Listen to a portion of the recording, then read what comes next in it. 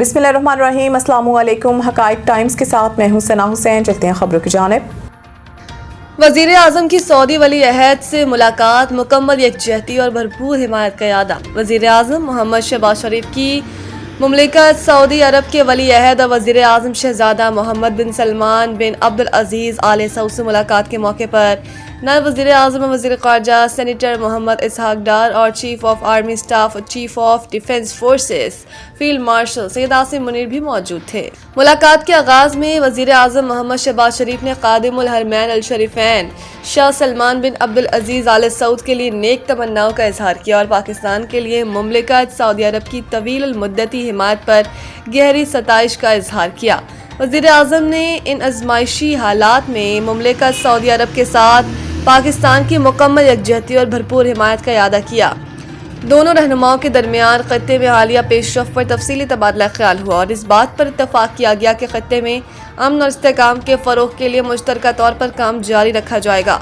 वज़ीर आज़म ने सऊदी वली अहद को यकीन दिलाया कि पाकिस्तान हमेशा मुमलिकत सऊदी अरब के साथ मजबूती से खड़ा रहेगा और खत्ते में अमन के मुश्तरका मकसद के हसूल के लिए हर मुमकिन कोशिश जारी रखेगा।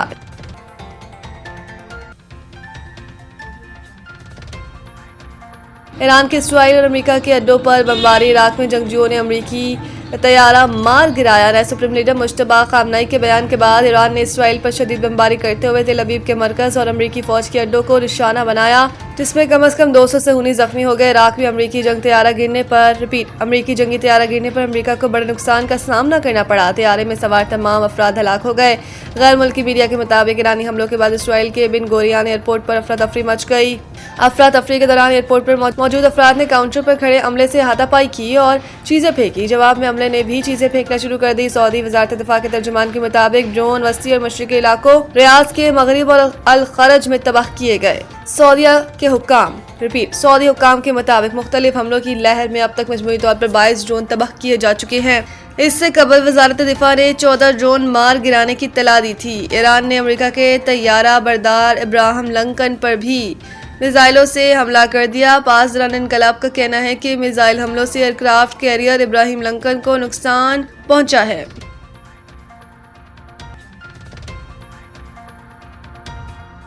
मशरिक़ वस्ता में कशीदगी फौरी ख़त्म की जाए। पाकिस्तान का सलामती कौंसिल में मुतालबा। अक़वाम मुत्तहिदा में पाकिस्तान के मुस्तकिल मंदूब आसिम इफ्तिखार ने सलामती कौंसिल में ईरान से मुताल्लिक़ इजलास से खिताब करते हुए कहा कि मशरिक़ वस्ता में कशीदगी के फौरी खात्मे का मुतालबा करते हैं। फ़रीक़ैन इंतहाई तहम्मुल का मुज़ाहरा करें और मज़ीद कशीदगी से गुरेज करें। उन्होंने मज़ीद कहा कि फ़रीक़ैन मुस्तकिल जंगबंदी कायम करें, मुज़ाकरात का अमल दोबारा शुरू करें। ईरान के जौहरी मसले के पुरअमन हल के लिए अपनी हिमायत का इरादा करते हैं। ईरानी जौहरी प्रोग्राम पर सिफारतकारी के तातुल ने मामले को मज़ीद पेचीदा बना दिया। आसिम इफ्तिखार का कहना था कि तनाज़े का पायदार हल सिफारतकारी के आज़मूदा असूलों को अपनाने पर मुज़मिर है। पाकिस्तान का आज भी यही मौक़िफ़ है कि मिसाइल मुज़ाकरात के जरिए हल हों। सिंध हुकूमत का नए गवर्नर का खैर मकदम भरपूर ताउन की यकीन दहानी। सीनियर सूबाई वज़ीर शर्जील मेमन ने मीडिया से गुफ्तगू में कहा कि नए गवर्नर को वेलकम करते हैं। सिंध हुकूमत नए गवर्नर से ताउन करेगी। नए आने वाले गवर्नर आइन के मुताबिक अपना किरदार अदा करेंगे। पिछले गवर्नर से भी ताउन किया था। शर्जील मेमन ने कहा कि वज़ीर आज़म की सवाबदीद है कि जिसे चाहे गवर्नर लगाए। हमारा किसी से कोई सियासी झगड़ा नहीं। वो दिन दूर नहीं जब कराची फिर खत्ते का मुआशी हब बनेगा। उन्होंने मजीद कहा कि कराची में ट्रांसपोर्ट के शोबे में भी काम हो रहा है। कराची में स्ट्रीट क्राइम काफ़ी कम हुए। इस वक्त सिंध में एक भी मगवी नहीं, कच्चे में डाकू मारे गए या उन्होंने सरेंडर कर दिया। दी 100 लीग IPL फ्रेंचाइज की मालिकन ने इब्रार अहमद को टीम में शामिल कर लिया। दी ब्रांड लीग की प्लेयर्स ऑक्शन में सनराइजर्स लीड्स ने इब्रार अहमद को 1,90,000 पाउंड पाकिस्तानी 7 करोड़ रुपए से जायद में खरीदा।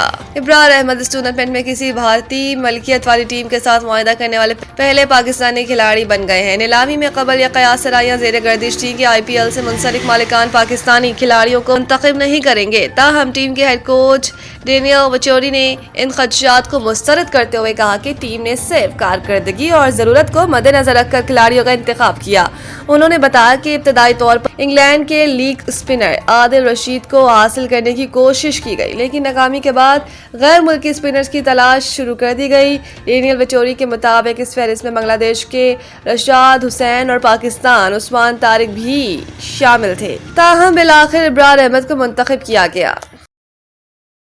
मज़ीद न्यूज़ और अपडेट के लिए देखते रहें हकाइक टाइम्स।